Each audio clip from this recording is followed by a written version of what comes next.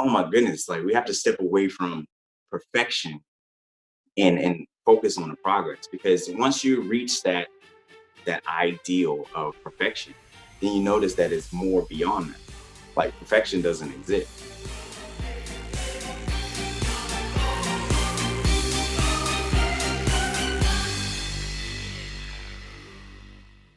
Fire. Fire has the power to warm, to create, to give and sustain life, and at the same time, the ability to tear it down and destroy. So this week's guest is just that powerful. In fact, his name is literally Ignatius. So today we're going to ignite. Let's get after it with our guest, Todd Gross Jr. This is episode 42 of the Man of Mastery podcast, where we're putting together purpose and passion in action, where we're going to embrace getting out of our comfort zones to grow and stand ready to learn and to lead. This is your resource to discover and learn from others, as I have, about their mastery journey and apply it to yours. We're all about aligning happiness, fulfillment, health, wellness, productivity, and peace. So let me say a word or two about Man of Mastery, and maybe that's mistitled. Maybe it should have been Men of Mastery, because it's about you guys, or maybe more specifically, the Man of Mastery is you. It's not me, and it's not about perfection or some destination, as Todd's going to talk to us about today. It's about progress and resetting our thinking about perfection. It's about progress. It's about the journey. So a couple other top things from Todd that you're going to hear in today's episode. We're going to talk about coaching and how important coaches or mentors are, how they literally speed up time when they help us across the learning curve. And Todd also talks, he just gets very transparent with us about his past, about not wanting to wake up every day, and how he just completely transformed and redefined his meaning and the way he looked at life, about what emotional attachment he put in meaning to things. And he just completely redefined and talks to us about how to have an outstanding day every single day. So I guess with that, you can go back and find the show notes for this one at manofmastery.com/042 and find links to Todd, his Massive Action Mondays that you'll hear about. But let's jump right in and get after it with Todd Ignatius Gross Jr. All right, guys, today I have with me Todd Ignatius Gross Jr.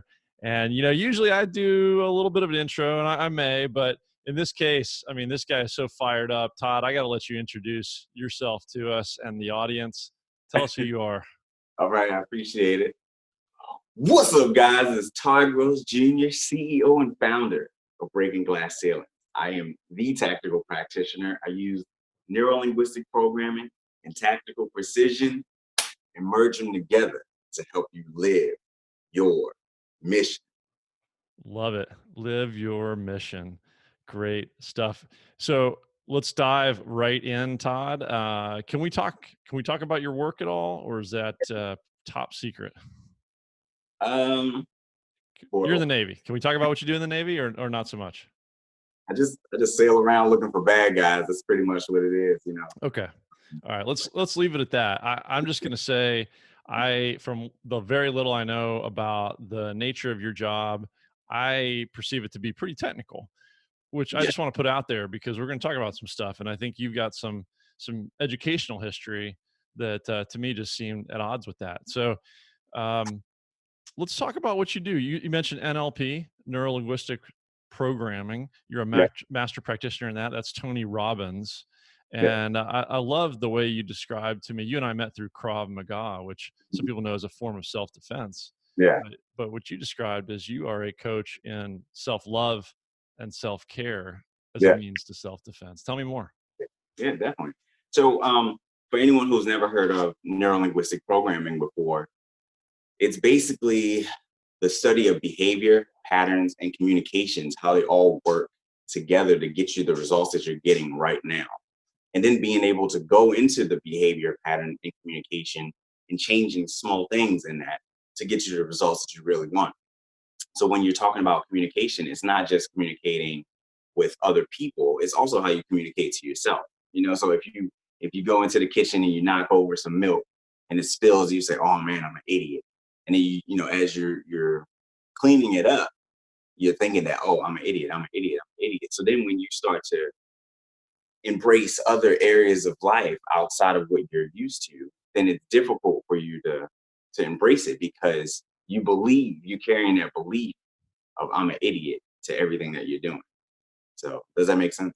Yeah, it makes a ton of sense, especially in the context of how I came to know you, or as confusing as that might be to me. So most people won't be able to see this. We may put a little video clip out, but you're standing there, you're literally fired up. You got this backdrop of fire, and it's fire surrounding a big heart, which Mhm. you just kind of personify. You're super gregarious, outgoing, friendly. And then we started talking and you said, "Man, like I was none of those things. I was Yeah, introverted, yeah, kind of socially almost disabled, I think yeah, as you kind of described it, and going about your day." So something flipped for you. So tell me a little bit more about that background, that sort of learned behavior, and believing either that internal dialogue or what you heard early in life, yeah. and then what happened in adult life to change that? Okay. Yeah. So growing up, I was always looking at the way that my parents operated. And I mean, they loved each other and everything like that, but it was always a struggle.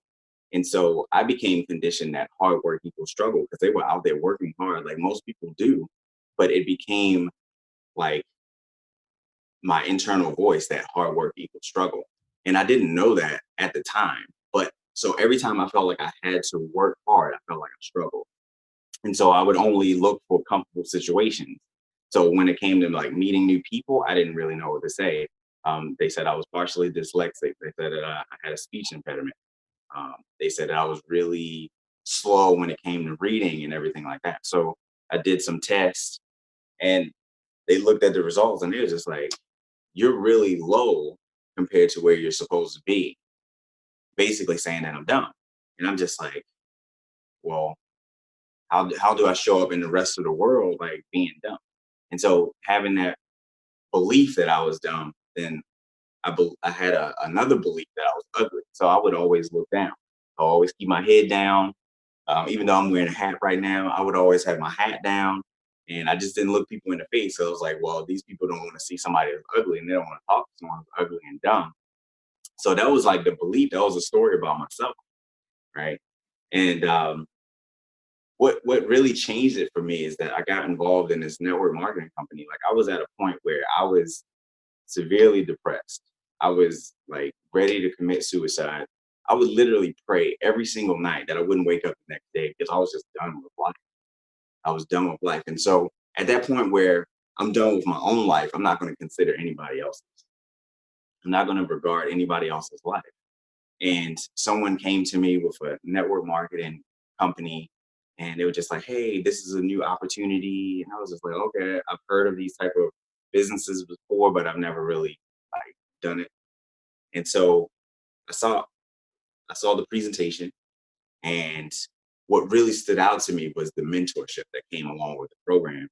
And it was talking about personal development. They was like, "Oh, you have to read this book." So now I'm going back to my old, "Oh, you're dyslexic," right? So I was like, well, how can I read? I can't open this book and look at it because every time I would open up a book, the page, I mean, the words would jump off the page to me. Like they would literally, I couldn't concentrate on one sentence. And so I literally made it through all of school, never opening up a book. Every time that they taught us to read, I never opened up the book. Like sometimes I would try to go rent the movie, but the movie is never like the book. So I would Right. always fail those tests and stuff like that. But in this network marketing company, they would tell us that we had to do personal development. We had to read these books, and I was just like, "Well, how am I going to do that?" But they had Audible that came out, so Oh yeah. so so I would listen to these personal development books while I was going to sleep or while I was driving. And Tony Robbins calls it no extra time, net time.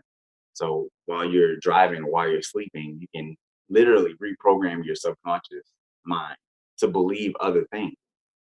And the basis of neurolinguistic programming is being able to model someone else that's successful in a certain industry or a certain company and something like that. So it's basically saying that if this person in front of me can have these results, I can do it too. All I have to do is model what they think. I have to model their belief. I have to model their physiology. I have to model the way that they do it, the syntax, like in the order that they do it. Because if I give you my phone number and you don't put it in the right order, you'll never reach me, you know? So you have to do it in that right order. And so I'm understanding these new concepts and that life doesn't have to be the way that you see it. Like you can literally create your life. You can be the architect in your life, or you could be the firefighter, right? You can go around just putting out fires all day, just like, oh, well, we got to attend to this, we got to attend to this. But an architect is going to build anyway. You know that fires are possible, but you're focused on building, and so that's what it really helped me shift my mindset towards building rather than putting out the fires. And then I realized that I can be exactly who I want to be. I don't have to be those labels. I don't have to be dyslexic. I don't have to be dumb. I don't have to be ugly, all of those things. And so that's when I really started to embrace the self-care and understanding that I have to go do things for myself. Just like, you go out, you want to date your girlfriend or date your boyfriend, you want to take your spouse out or anything like that. You have to do that with yourself. And we've been taught that it's been more of like selfish, and they're like, don't be selfish, don't be selfish, don't be selfish. But if you go back to when you're a kid, and a lot of times parents do this with their kids anyway, is that a kid will be playing with the toy, right? Just playing with the toy. And then another kid comes over because they want to play with the toy. And then that kid will take the toy out of the kid that was playing with it first. And then they were like, oh, I want my toy back. And then the parents like, oh, well, you need to share. So I'm sitting over here because they just took my toy, and I'm watching them play with my toy. And so I'm learning to prioritize someone else's happiness over mine. And so we believe that not sharing like that is being selfish. And that's not even sharing. Like you literally took it from me when I wasn't. Right. Right. Isn't that so true though, that you got to figure out how to be happy yourself before you Yeah. can really show up for yourself before you can show up for somebody else. And man, what we tell ourselves and what we believe by way of telling ourselves and what we tell others or what we believe that others tell us, it's crazy how it sinks in. Mhm, And as a parent, I think about that a lot. It's just it just really it amazed me when we met and I heard more of your story, because I have the chance on this podcast to meet so many people who you can look at and call successful, mhm. and some people that are world class and record holders and just excelling at a level that's unbelievable. And even they talk about imposter syndrome, and they kind of look around their peer group, their legitimate peer group, and they don't feel like they belong there, Right, right. right? Because we kind of all have that self-doubt, we all have fears. We were talking the other day about even beyond fears of failures, fear of success. Yeah, Like you were talking about, well, I looked at my parents and they worked hard, and maybe that didn't work out in right, however they defined success. And so now I start to fear working hard, or I start to fear success because maybe right. that led to unhappiness, or I attached Yeah, meaning to something there, right? And so right. I get a chance to talk to people about this journey. And I used the word mastery in Mhm, this in the the title of this podcast and what I'm doing, not because it's an end state, mhm, but because it's a journey. And a lot of times people look at what they call success and they think about a point in time, mhm. and maybe don't take the time to uncover the story of the reality of the journey, the Right. process, the lessons, Yeah. the challenges that turned into that ultimately, maybe a plateau or a point in time. So, I came to know you again as the Todd that I know today, Yeah. the guy that is just unscripted, right? You're going from the heart right now. Every Yeah. Monday or most Mondays you drop this video on YouTube, and I'm certain you just kind of click the mic on it and roll with your passions on that. It's such a different place that you are today from Mhm, what you're talking about, where you started from. And again, the job you have, I know it's pretty technical. So to come from a belief system where somebody told you you were maybe learning disabled, dyslexic, below standard in aptitude or tests. Mhm. The ways you're excelling today, man, absolutely amazing. Yeah. Thank you. Thank you. Well, so tell me a little bit more about some of those tools. Tell me about NLP and how it made a difference for you. You're talking about modeling behaviors and some other things. Is that a tool? Is it a system? Is it is it mentoring? Right, because you mentioned a person that kind of took you under their wing in that, Yeah. Yeah. or is It it all def- those things? yeah, it definitely started with mentoring before I got into NLP. Um, just being around someone who believed in me more than I believed in myself. And then you're able to kind of like, grab a hold of that belief because like every time that you're going around to do something, they give you a task like, hey, we're going to do step 1, 2, and 3, but let's just focus on step 1. And now I'm sitting here thinking like, oh my goodness, I don't know if I can do step 1. And they were like, you can do it. I'm like, I don't know if I can do it. You can do it. And it's like, I don't know if I can do it. And you're just like, no, you can do it. Like, look, I've done it. This person's done it. This person's done it. You can do it. So then I'll go out and I'll try it. Okay. Well, I didn't execute like how I wanted it to. And he's like, well, it's not about being perfect. It's about progress. Because even though you didn't get step 1 perfectly right, it still sets you up for step 2.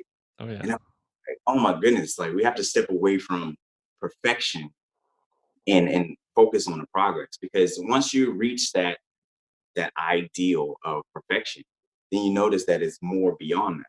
Like perfection doesn't exist, right. right? And so that's when I was able to start to focus on the progress. But once I was looking at that synapse or like how that was like labeled out or how it was scheduled out with like step 1, step 2, step 3, I'm like looking at other areas of my life. And that's what NLP allowed me to do. Because you have health, you have wealth, you have relationships. So I started looking at all of those different areas. And I'm just like, oh my goodness, I have a I have a perfection complex about all of these things. So I'm just like, I'm scared to talk to people because I don't want to say the wrong thing. And because I had like a disconnect between my brain and what I wanted to say, it wouldn't come out the way that I was thinking about things. And then I'm just thinking that, oh my goodness, I'm dyslexic. I'm going to say it wrong. Like it was even difficult for me to order a pizza. People just, when I tell people that, people just think, oh my god, no, that's not possible. It's not possible. But literally, it was. If I had to call the pizza place, I would have to get my piece of paper out. I would have to write out the number, I would write out what I was going to order, exactly the way it was going to be. When they gave me the price, I would write the price down because I wanted to make sure that I had the exact amount of money in my hand to make sure that I was able to tip them. And I just wanted everything to be perfect. And it was just a simple phone call to get a pizza. and, and also, because I was so introverted, I would struggle with understanding direction. So, because even though I could see the outside world, it was hard for me to interact. I felt like I was always dissociated from the world. So, if it didn't matter if I grew up in a town or if I grew up in a city, like I didn't know where I was looking. I didn't know which way was north. I didn't know which way was south. I didn't know where I was going. And being able to change my association and dissociation, because that's what life is all about. It's all about association and dissociation. Because when you have like an emotional trigger, the only reason you have an emotional trigger is because you're so associated to the outcome. You're so associated to what happened and how it involved you and how it affected you. But someone could be right there next to you and they could be extremely dissociated where it wouldn't even affect them. And that's what I learned in NLP is the associations and dissociations. So for people who don't understand associations, dissociations, I can just give you a quick one. So the room that you're in right now, you're associated to everything in it. So whether you can see the sink, whether you can see the paint on the wall, whether you can see a TV is on, hear your dog in the back scratching, whatever, you're associated to all of that stuff. Things outside of your room or things outside of your house, you're more dissociated from.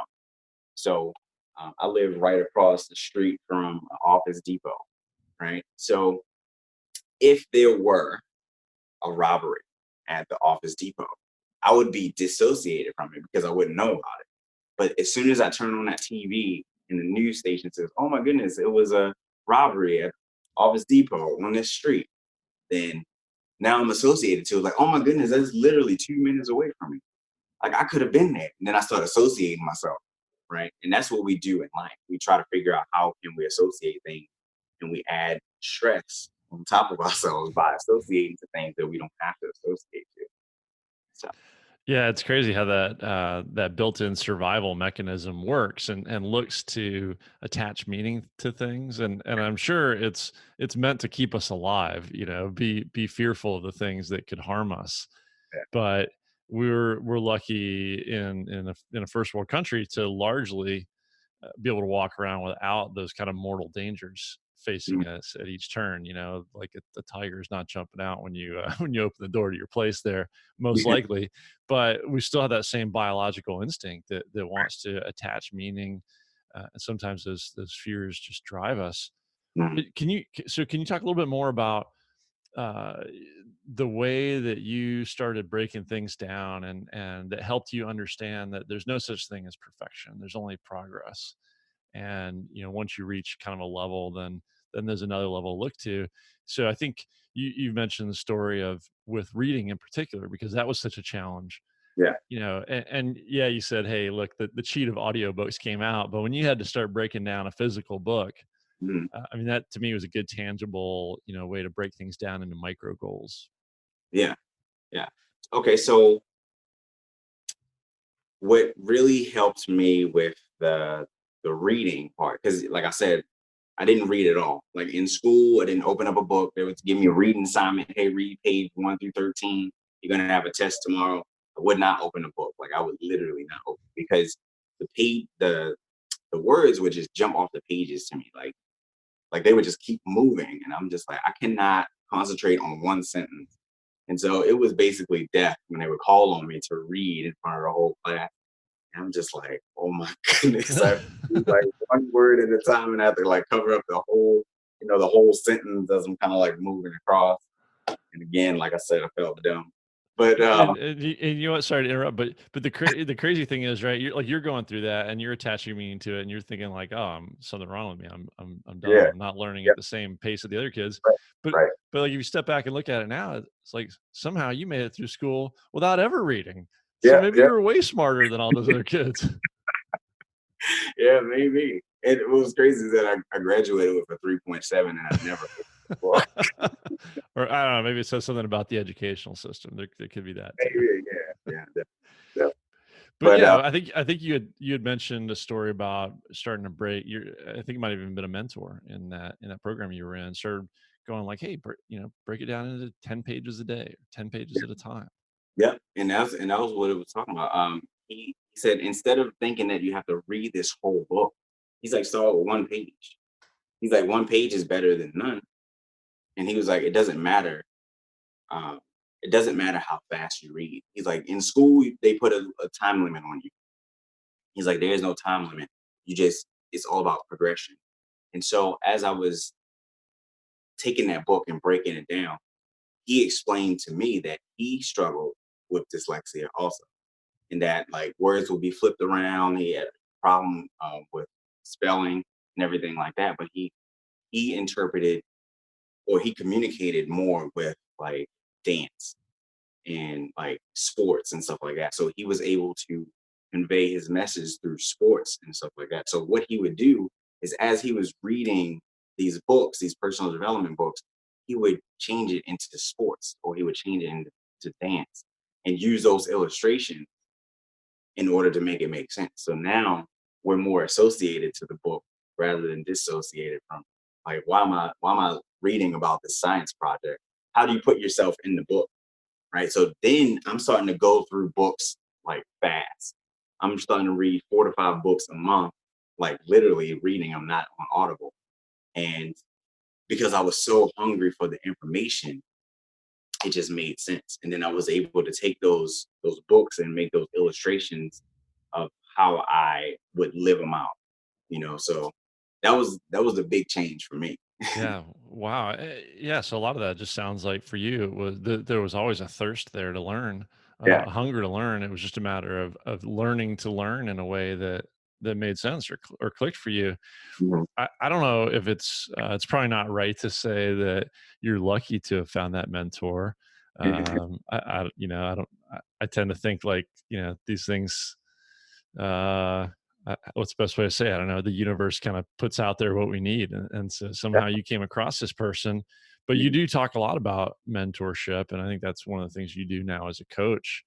Yeah. Tell me about mentoring and what clicked for you as a mentoree and as a mentor, what you look for in students or how students should look for a mentor. What's the best way to find a fit, find that person that you found that Mhm. really takes you to that next level. Okay. Yeah. So I created a company. It's called Breaking Glass Ceilings, and the story behind Breaking Glass Ceilings is that people are always seeing what they want, right? You could go on TV, you could see a car that you want. You could be on the highway, you could see a car. You could see an amazing house, your dream house that you want to live in. You can see your dream job or whatever the case is. Most people have no clue on how to get that, on how to attain that. They're just like, oh well, someday, one day, maybe, or when I get rich, I'm going to, or when I, all of this stuff, right? But they have no clue on how to get there. But we were talking about neurolinguistic programming, and it's talking about modeling. So would it would it help you if you could find someone who already has that dream car or that dream house or that dream lifestyle and ask them, hey, like what did you do in order to do that? Right. So they have that vision of what they want. And so that's like a glass ceiling. They can see through the ceiling, but they don't know how to get through it. But what is a ceiling to one person could be a floor to that mentor. And so that mentor could just break that glass ceiling from the top and help pull that next person up. Like, oh, this is how you do it. This is how you go about it. This is the right way. Oh, you want to make sure that you watch out for this or watch out for that because I've been through it before. Right. So, and that's how you turn decades into days is because that person may have spent 20 years trying to get where they were. And so if they take that 20 years of experience and they teach me in 20 days, then I know exactly how to execute that. And it's literally speeding up time. And that's the whole point of coaching is going further faster. And some people call it mentoring or coaching, but every single person that is successful has a coach. They have someone that's showing them what to do, what not to do. They show you your blind spots. It's the same exact thing when you're out there playing basketball and you're trying to shoot, and then your coach when you come off the court and the coach is just like, hey, you're not having your follow through, or every time you shoot you put your head down, or you stop looking at the basket. What are you distracted by? And it's just like, man, I just had a really bad argument with my girlfriend, so I can't really focus right now. And then the coach, it's their job to say, okay, that's what happened outside of the game, but like right now, we're trying to win a game to get them to focus on what the priority is right then. And so that's what literally happened to me. Someone who took their 20 years of experience, they started teaching me in 20 days. And so I was able to duplicate what they were doing and what they were showing me. And it started to change all those aspects that I talked about, the health, the wealth, and the relationships. And it started to make me into a different person. Like I was evolving into a different person. And so a lot of times when I'm doing these Massive Action Monday videos, people see me from like middle school, high school, and they're just like, who is this person? Right. In my earliest stages in the Navy, people are just like, who is this guy? It's crazy. I like the way you describe that going further, faster, or accelerating along the learning curve, Mm, literally speeding up time. yeah. This weekend, I think my son and I do these Spartan obstacle course trail runs, and we had a couple over in Arizona. So we had my son place fifth on Saturday, and he was bummed. So that meant he didn't get a medal. He didn't get on the podium. Mhm. Um, but again, it's kind of the like you're saying, the meanings you attach to these things. Well, he just by way of age, he just stepped up into a new category. So now he's the youngest age. So he's Yeah. in the 12 to 14. Mhm. and it's only his second race in in the new category, and he's like, he wants to win, and Right. he plays fifth. And as a coach, I'm able to kind of step back and tell him like, hey, there's no failures, there's only lessons. So what are you going to take away from it? Now, it's hard to apply that to myself. It's easy to say it as a coach. It's hard to apply it yourself as an athlete, Mhm. um, which was a whole other story for me yesterday. But he came back yesterday and he took third on the Sunday race. So got his podium, got his bronze medal. Yeah. And afterwards, we're waiting around for the awards ceremony, and we had a chance to meet another guy from San Diego. He's a 50-year-old. Okay. He took first on Saturday and Sunday in his age category. Yeah. Really nice guy named Kevin, and he. So we had a chance to meet him, and I wanted him to get to know my son a little bit, and my son to get to know him. Not just like, hey, Kevin, can we grab a selfie? But we wanted my son to be able to take something away from that. Yeah. And if you call that like like a 2-minute mentoring session, Yeah. if you will, or like, hey, let me take the opportunity to learn from somebody else who has Mhm. raced professionally for 20 years, Yeah. like you're saying, what can I take away to help make my training better, make my results better? Yeah. And sure enough, he gave my son a couple pointers like, hey, all right, you got to work on your speed, and the way you're going to work on your speed is you're Mhm. going to work on 200-meter sprints. Okay. So, okay, great. My son's out today working 200-meter hill sprints Oh, with my wife, with his mom. So, that's just one tiny, tiny little example of where somebody who's done it and figured out what works for them might share something that works for you. exactly. Exactly. I mean, that's what it's all about. Like you said, it's just modeling someone that's already successful in it, and you will literally have results that's close to, if not the same, as them. And that's what NLP is all about: is modeling those people, understanding that you can take that modeling criteria and you can put it in your health, you can put it in your wealth, you can put it in your relationship. That's how you change your life. Nice. So, and for somebody to go look for an ongoing relationship, more than just, that, again, that 2-minute conversation, and you take away a little nugget of knowledge, when you want to find a coach, a mentor, whatever you want to call it, what are the kind of things you recommend people look for in a mentor or in a coach for a more enduring relationship? Okay, so one of the things that my mentors explained to me is something that Jim Rohn says. He says, "You're the average of the 5 people who you hang around the most." And when you start to try to change that circle, you have to understand, how do I get this person who is perceived to be higher than me? How do I get their attention? Or how do I become a part of their five? Right. And it's a value game.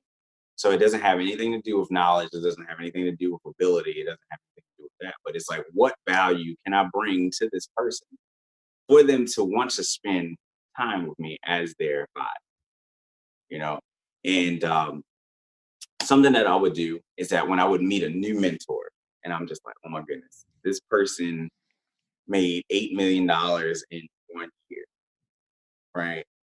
And he has an amazing relationship. He has crazy shape. I'm like, I need to talk, right? So what I would do is I would ask him a question. I'm like, hey, so what book would you recommend? Or what book are you reading right now? Right? Because then it makes it relevant. So I might be reading Think and Grow Rich, and they might be reading something that's more advanced because he's a multimillionaire. And so I'm like, well, what book are you reading right now? And they were like, oh, I'm reading this book. I'm like, oh, okay. I would immediately buy that book and I would start reading it.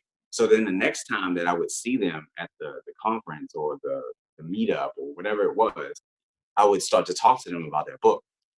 I'm like, oh, yeah, last time I talked to you about this book, and these are the things that I picked out of it. What are some of the things that you picked out of it? So now we're having a conversation on their perceived level, where it's not like bringing them down.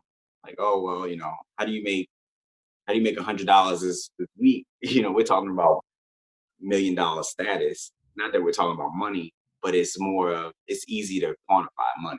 So someone who's doing 8 million is doing something different than someone who's making $100. And so talking to the $8 million man about this book that he's reading, then we're having a conversation, a higher level conversation. And because I'm showing interest in what he's doing and bringing value, and even going as far as like saying happy birthday on their Facebook page and sending a voice message or a video message. Like that's bringing value to someone who I want to get their time. So when you start to see that perceived value, then they want to bring you in like, hey, I'm having this free event. I want to fly you out to this event. I want you to be my special guest, my VIP guest. I want you sitting in the front row. I want you to do a testimony for me on, how I was able to change your life. And you start to build that relationship up, right? So that's how it works. But it's a value game. It's not a money game. It's not a, what can you offer as far as like skills or anything like that. It's a value. It's like how do you use your money? How do you use your skills in order to create that value? But it sounds like, so I'm taking two key things away from that, and not to dismiss any of the rest of it, but I guess one thing is you kind of bring it down to a level, or bring it up to a level of just two people, Yeah, both putting their pants on one leg at a time, kind of thing. And so now it's not the $100 man versus the $8 million man. It's two people having an intellectual conversation about the yeah, same material. And the exactly. second thing is, especially you mentioned, sending a birthday message or voicemail or video or something like that, is just making a connection. Yeah, And I mean, I think you could have, if you're a Jim Rome, or if you're somebody, some $8 million man, billionaire, whoever it is, I'm sure you have a lot of people approaching you all the time looking for yeah, your time. mhm, And there's probably a lot of people that just are looking to gain something out of that. But yeah, what you described to me is more authentic, right. kind of more a connection, kind of from the heart, and caring about somebody else, Mhm, and just value and something that makes them happy or puts a smile on their right. face that day. Yeah, definitely, definitely. Very cool. And so you do you still have a mentor? I do. I actually have four of Four. them. Four Okay. men. In different skills or areas of expertise? So I'll usually get one in business, one in finance, and I'll usually separate those. One in communication specifically. So like that's where like the NLP steps in. And then just like health. So those are like the four areas that I pretty much look for. There are other different mentors out there where you can get like a spiritual coach. You could do like there's so many different like coaches and niches out there. But you just have to figure out like what is your outcome? Like what do you want? Like what after you work with this person, where do you want to be? And it regardless of if it's going to be 6 months, if it's going to be a year, if it's going to be 5 years, like what do you want at the end of that? And does that person have that, or do they know how to do it? Right. Right. Yeah. Okay. That makes sense. So each coach probably has some level of specialization, and you're looking for somebody who has got the experience, experience probably proven by results in the area they're looking for. That's relevant to what you're trying to accomplish, Yeah. or at least in an area you think you want to focus. Mhm. Uh, it's probably a lot of things we think we want to accomplish, and we're selling ourselves short, and we're capable of accomplishing a whole lot more with the help of that coach. Yeah. Yeah. And not I'm not talking bad about the coaching industry, but there are coaches out there that expect to get on a phone call and say, "Hey, what's going on? What do you want to talk about today?" And they have no direction of where they want to go. And I'm like, well, if I want to get somewhere and you're supposed to be coaching me, you're supposed to be guiding me. John Maxwell says a leader knows the way, shows the way, and goes the way. And so I'm really big on leadership. And the coach at that point is the leader that's supposed to be guiding you through what you really want. So I was explaining this on my last Massive Action Monday that I was talking to someone about their goals for 2020. And he was like, I just want to be my best. I was like, what's past that? Like, what does that mean? What does your best mean? And he was just like, well, I don't know. I don't know what that means. And I was like, well, where did you first hear that you want to do your best? And he's like, well, my mom always said it. Oh, when you go to school, do your best. When you go to college, do your best. When you go play sports, do your best.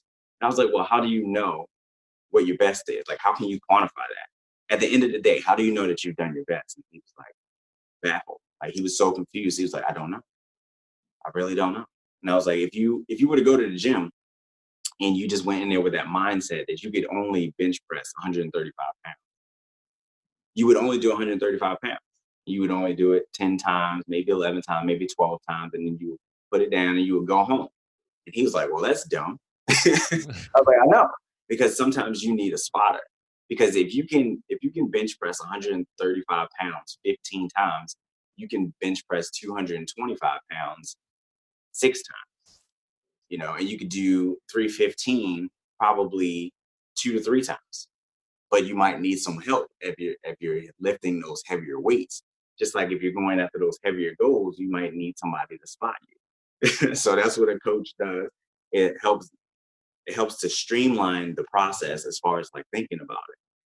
So like some people say, oh, I want to make $1 million in my business. And then I'll ask them like, well, what does $1 million mean to you? And they can't break it down. They're like, I don't know. And I was like, so that goal could be coming out of significance. Like it could be like, oh, hey, look at me. I made $1 million in my business. Now I can show my friends that I'm a millionaire. If that is the goal, it's not necessarily going to happen, because something that's going to pull you, it has to be something that's going to contribute outside of yourself. So most people, like Tony Robbins says this all the time, most people are pushed by pain before they're pulled by vision. And so a lot of times people just think, oh, once I make $1 million, I won't have any pain because I'll have all of my bills paid. I won't have to worry about financial anything. I was like, but have you ever talked to a millionaire? They have other things that they have to do, you know. And yeah, so that's just kind of like what I think about all the time, is that most people are pushed by pain before they're pulled by vision, and that coach is supposed to help to make sure that that vision makes sense. So, Yeah, that makes sense. So it sounds like you definitely believe in having some quantifiable mm, metrics or results or milestones along the way, and yeah. which, yeah, I'm totally into that. What about so that can do a few things. It can help us measure progress. It can help us try to push beyond perceived limits. mm, What about, and I don't know the answer to this, I'm just kind of testing it, is what about things that wouldn't have a quantifiable goal? So I don't know, maybe I want to learn to paint, or write a poem or write a book or something like that. That's a little harder to quantify, but it could be another way to push ourselves to grow in different ways. Right, right. But again, something that I'm always asking my clients or people that I work with, I'm like, well, what is the outcome? Like, when you're trying to write a book or write a poem, like, what is the outcome? Is it specifically for you? Are you trying to get your message out there to other people? Um, or do you want to do it just to do it, just to have that accomplishment? And for the people who want to just do it for accomplishment, then we can start to quantify the pages. Like, okay, well, let's do 1 page a day, or let's do 1 page a week. Like, when do you want to have this done? You know? Um, yeah, Okay, yeah, no, I'm with you now. So it's more about the results, not necessarily in quantifying results. It might be, but it's the meaning of the results. yeah, That makes sense to me. Okay, and so let's flip this around from when you were learning to more about where you're kind of leading with this. Is now you are a coach, you are a mentor to others who are looking to break that glass ceiling. You're looking to break it and pull people through. How does that work? So one, tell me about Massive Action Mondays, where people find that. Tell me about where they find Todd Gross, and what kind of people do you help? Who do you look to take on? How often do people interact with you? Just tell me what that looks like. okay. So I've been doing those massive action Mondays that I was telling you about, because one of the statistics that I heard is that 75% of heart attacks happen on a Monday in between 7 and 9 a.m. And that is because people would rather die than go to a job that they hate. So, so something I was thinking about, I was like, oh my goodness, that's horrible. Like, people are literally stressed and hating Mondays, and they're celebrating Fridays, and they're doing that for 40 years. And they're working 40 hours a week to retire on 40% or less. And then they think that they're going to live off of this 40% somehow after they've been learning how to live off of 100%. And I was just like, man, Mondays, people just talking about Mondays suck, Mondays suck, Mondays suck. And I'm just like, what can I do in order to kind of motivate people on Monday towards something else? Like what are you building today that's going to help you tomorrow? What are you doing today that's going to help you next week or next year? And that type of stuff, because it's all about having that vision. If you don't have vision, like, you might as well not live. And as I was thinking of a concept, I was like, well, I don't want to do motivational Monday because everybody does motivation Monday. And, I mean, which is awesome. It's awesome to have motivation. But I wanted to say, what can you do today? Like, I wanted to take those action steps. I didn't want to have just motivation, because you can get motivated and then the next day it's just like, well, I don't have motivation today. And I think Zig Ziglar said something about, like, he compared motivation to taking a shower. He's like, that's why you need it daily.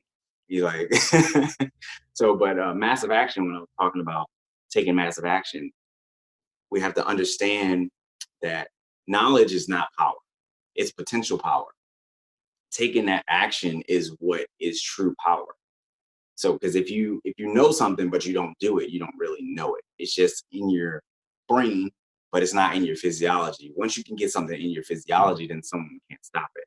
Right. Right. It's just academic if you don't put it in motion. Right. Yeah. And so, taking that massive action, I wanted to speak on some of the concepts that my mentors showed me, about believing in myself, about looking at those labels, about mentorship, about leadership, about neurolinguistic programming, about life, taking what happens in life and turning it into a learning experience for everyone else. And then basically just sharing that experience with all of the viewers and the followers. Right. And so I have it on YouTube. So if you want to go on YouTube, you can go, just type in my name, Todd Gross Jr., and my YouTube will pop up. But you can also go to my Facebook page. It's Todd I Gross Jr., and it has a dash, breaking glass ceilings. Or you can send me a friend request, Todd Gross Jr., and then you can watch them live on Mondays. Massive Action Mondays. I will get links to all that stuff up with the show notes for this episode, and we put stuff out on social. I did not know that there were statistics showing that people would rather die than go to work on Mondays, but I do know that there's some survey statistics that people fear public speaking more than death. Yeah, And yeah, maybe that was you at one point, and now every Monday, you flip on the camera and you just put yourself out there to the world yeah, definitely. on YouTube. That's kind of your form of weekly public speaking, which Yeah, is awesome. And I mentioned it earlier, and you just mentioned your middle initial again. So yeah. tell me about it, Ignatius. Okay, so when I was growing up, I like hated my name. I just did. I don't know. It was more of a, I didn't like myself, so I didn't like anything about myself that came with me, and I was just like, whatever. But when I started getting into NLP, I started really studying etymology and the study of words, and looking at back what words mean and where it came from and stuff like that. So I looked at my middle name, and people were always saying, before I even looked at my middle name, it was like, oh my goodness, you're just so fired up. Or they would say like this trigger word on the phone, like while I'm on the phone, and then I would go off on this rant about all this personal development stuff. And I'm like, Jim Rohn says this, and John Maxwell says this, and Tony Robbins says this. And I'm just like putting all of this stuff and linking all of these different messages together. And people are just like, oh my goodness, like I'll be talking to you on the phone, and then all of a sudden you'll get fired up, and then you'll just start spouting off all of this stuff. And even if I'm sitting there on a Zoom, the person that I'm talking to is like jumping across the camera to like grab a notepad, and then they're just like vigorously just writing out all of this stuff, like writing out everything that I'm saying, right now. Oh my goodness, this is gold. Keep going, keep going, keep going. And then I would just come back to myself. I'm just like, what are you doing? They're like, oh, I'm just writing everything that you were just saying. They're like, I wish I just recorded it. I'm just like, okay. But everywhere that I would go, everyone would say, oh my goodness, you're just so fired up. You just have so much passion in you. And so when I looked up my middle name, I saw that Ignatius stands, or it means the fiery one, or the one that ignites, or fire. And then it just kind of just came together. And I was like, that is so crazy. And when I moved out to San Diego, I was literally thinking about going by my middle name rather than the first name, just because I wanted to personify that. I wanted to be fire. And in that case, like if you look at fire, fire can be used in multiple different ways. So the fire that can keep you warm while you're out and like camping or something like that is the same fire that can burn your whole house down. And so it literally describes me because I can be that person to comfort you. But if you mess with my family, it's over. No, it fits you perfectly, and makes sense. You got the backdrop there with the fire and the big heart on it.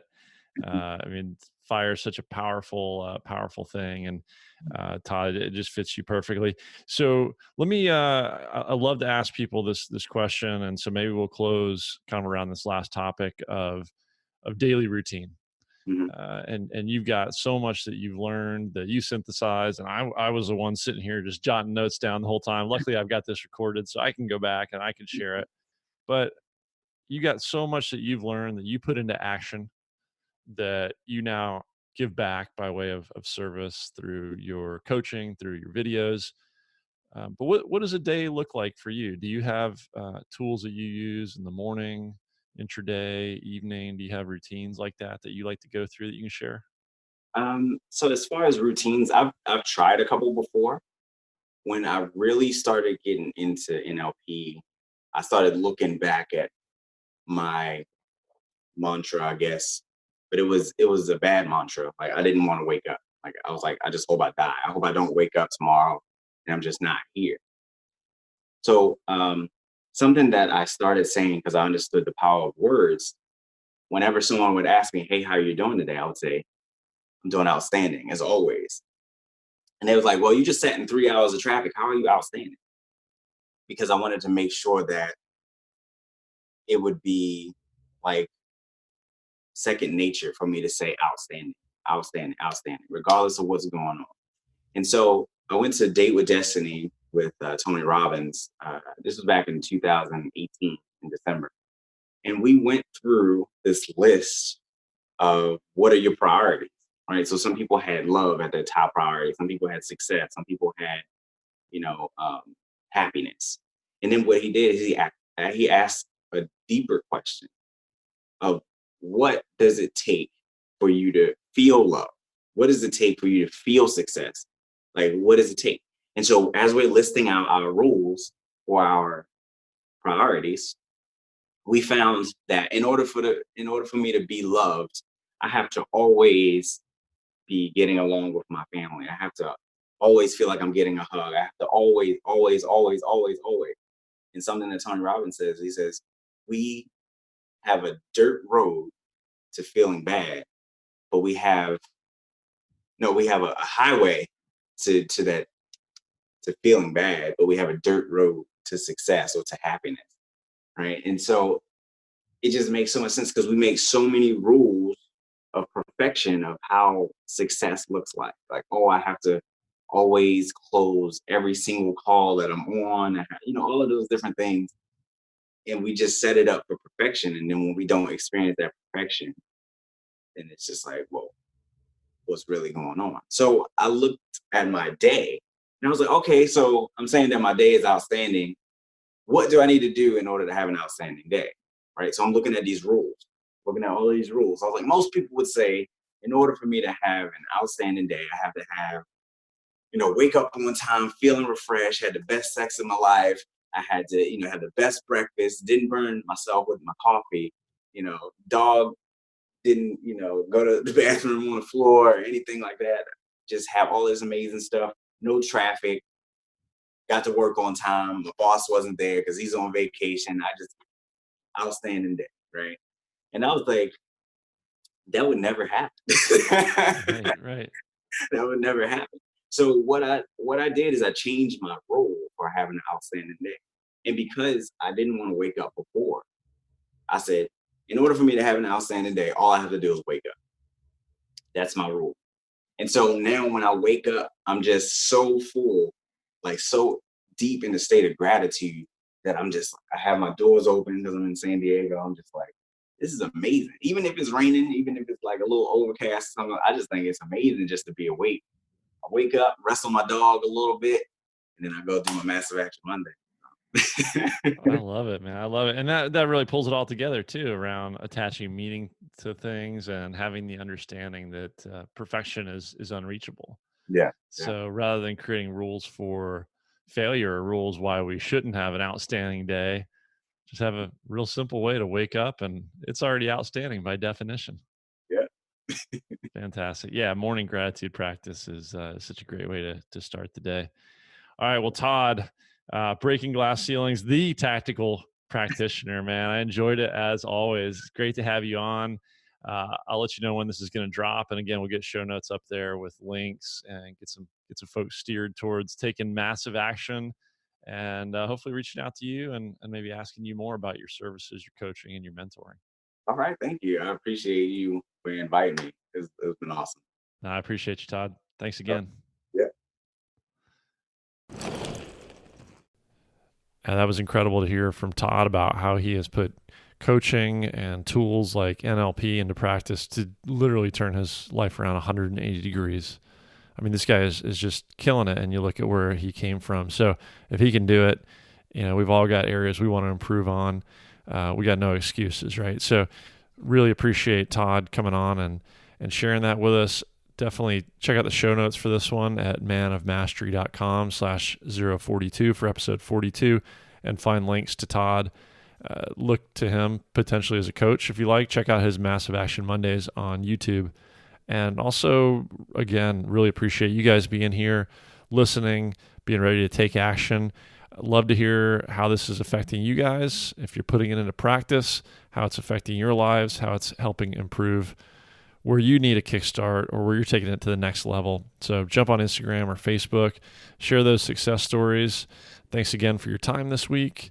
And we've got another good one coming up next week that, it's still in the first responder realm, but it's another good one. It's a little bit of a different change of pace for our themes here, but I think you're going to love it. Until then, have an outstanding day and week. Catch you next week.